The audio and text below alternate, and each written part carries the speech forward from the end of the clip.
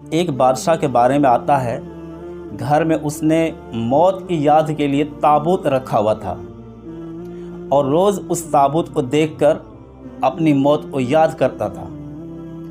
एक दिन आईने में चेहरा देखा तो दाढ़ी में एक बाल, सफ़ेद बाल नज़र आया।